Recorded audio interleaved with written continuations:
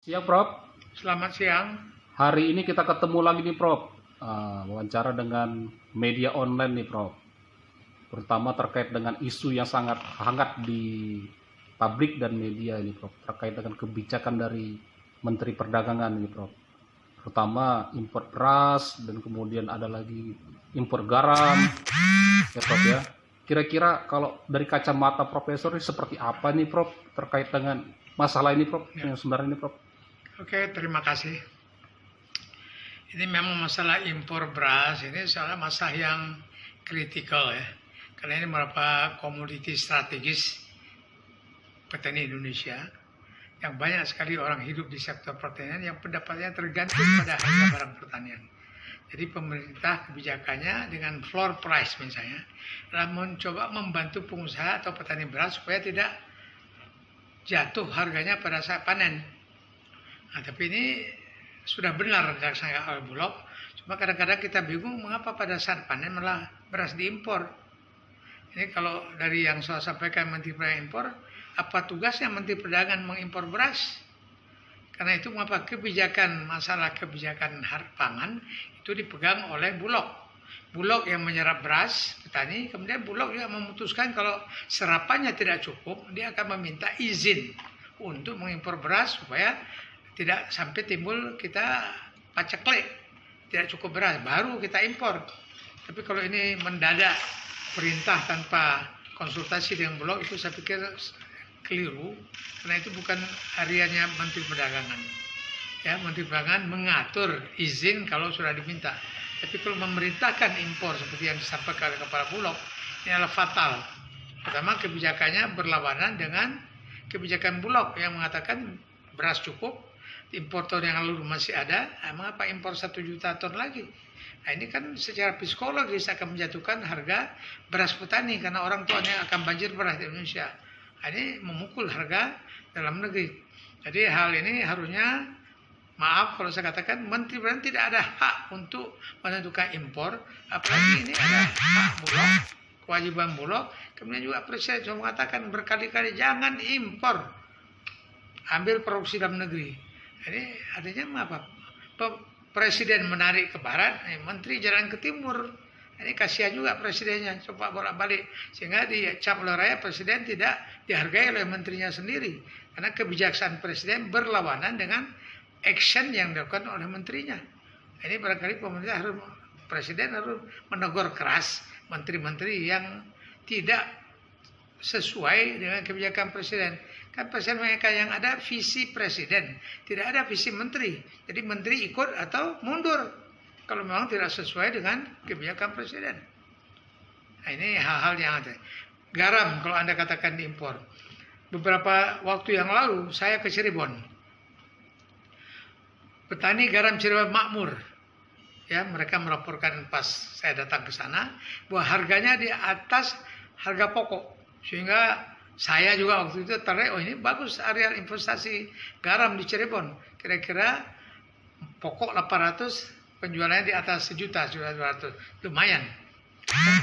Mengapa sekarang terjadi bahwa petani Cirebon menjerit-jerit, petani nelayan, petani garam, karena harga garamnya anjlok.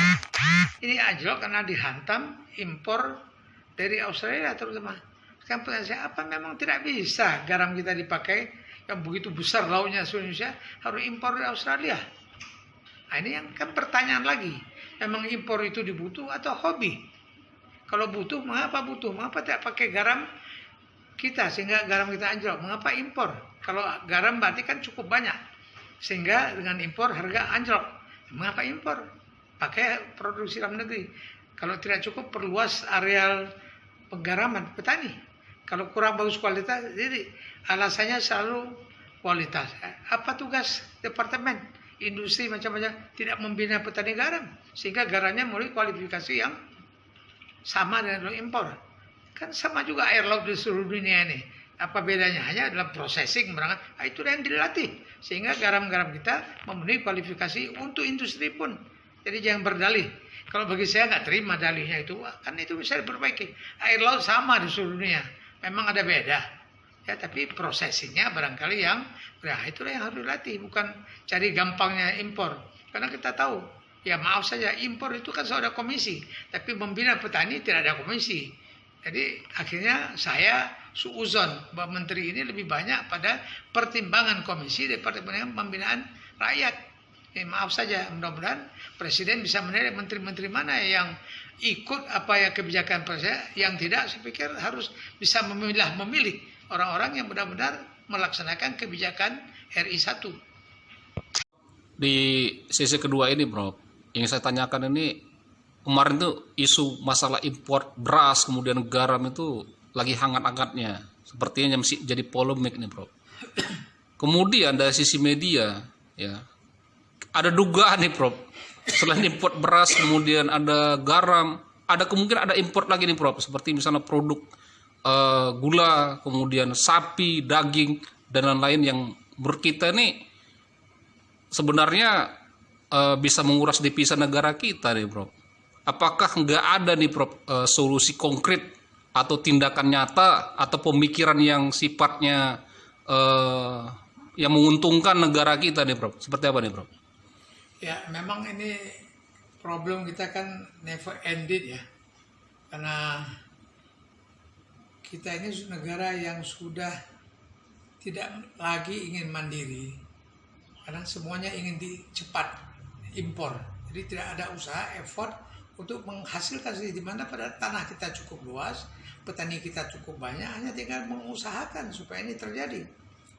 Ya, kalau ini gula juga sering kita dengar pada waktu yang lalu, itu pada musim panen tebu, gula diimpor.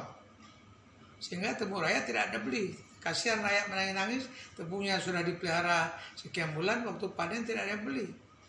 Dan ini biasanya yang melakukan pembelian gula impor itu kan BUMN. Jadi Anda bayangkan BUMN itu, dia keluar negeri sebagai monopsoni, dia pembeli tunggal. Di dalam negeri dia monopoli, penjual tunggal. Nah, jadi untungnya bayangkan monopoli itu untung kiri kanan untuk BUMN yang melakukan itu tanpa pertimbangan rakyat. Tapi BUMN yang dapat monopoli tidak juga berkembang. Aneh tapi nyata. Ya, padahal mereka kalau monopoli kan dia memutuskan sendiri harga. Monopoli menentukan harga beli karena dia pembeli tunggal. Artinya untungnya lumayan besar kalau dalam sifat daripada perusahaan yang monopoli atau monopoli. Tapi ini yang selalu gagal, mereka mempertimbangkan waktu mengimpor. Saya nggak mengerti mengapa waktu mau panen impor. Impor itu seharusnya kan masa paceklik, sehingga kita tidak kenaikan harga gula misalnya. Tapi ini diimpor pada saat panen, sehingga harga petani tidak terbeli. Kasihan petaninya sudah menanam tebu dengan susah payah, hanya satu-satunya mata usaha pencarian, tentu tidak terbeli. Nah, ini barangkali tidak ada empati daripada pimpinan BUMN tentang bagaimana membantu petani yang dengan susah payah membuka usaha. Kemudian juga begitu sapi. Sapi masa berapa tahun sudah harga sapi naik. Apa tidak bisa berpikir bahwa naik seketika biasa. Tapi kalau naik bertahun-tahun harganya mahal. Ini kan pekerjaan mafia yang membiarkan sapi Indonesia tidak ada. Kemudian dia impor dengan monopoli. Ya, satu-satunya orang yang diberi license untuk mengimpor dan menentukan harga suka hatinya. Dan dulu pernah disergap oleh polisi, ya, jumlah sapi banyak, tapi tetap harga sapi mahal. Ya, jadi ini sesuatu yang aneh tapi nyata, yang memang menteri-menteri tidak bisa berpikir bahwa begitu besar tanah, mulai menginvestasi, beri beberapa tahun untuk menanam menternakkan sapi. Saya pikir dalam beberapa tahun sudah bisa jutaan ekor sapi, tergantung pada banyak bibit. Ya, dan ini 2 tahun sudah beranak lagi dari induk sapi yang pertama. Sehingga ini akan terjadi bertambah banyak sapi yang kita hasilkan, sehingga kita bisa makan produksi lokal. Dan yang terpenting, produksi lokal juga bisa menekan harga sapi, tidak semahal sapi sekarang. Ini kasihan orang Indonesia yang makan sapi ini, kapan mau makan sapi dengan harga begini? Di atas 150 kilo per kilo, 150.000 per kilo, daya makan tidak ada, gizi kurang. Ya, jadi tidak pernah berpikir Menteri Pertanian, Peternakan dengan Menteri Perdagangan dan Menteri Industri untuk menternakkan sapi dari Indonesia. Ya, tidak terlalu susah, areal kita sangat banyak. ya Indonesia bagian timur luas, Indonesia bagian barat luas, tanah-tanah yang steppe namanya, ya padang rumput, dan itu kan bisa dikatakan. Saya heran kok pemerintah tega membiarkan harga sapi bertahun-tahun naik dengan harga yang sangat tinggi. Dulu kan hampir setengah harga, 70-75 ribu, sekarang 150 ribu, 2 kali lipat, dan ini terjadi bertahun-tahun. Memang tidak ada empati kepada masyarakat Indonesia, dan tidak ada ingin membantu peternak sapi yang sebenarnya banyak di Indonesia, tapi kan dengan harga sapi impor begini mereka kalah bersaing.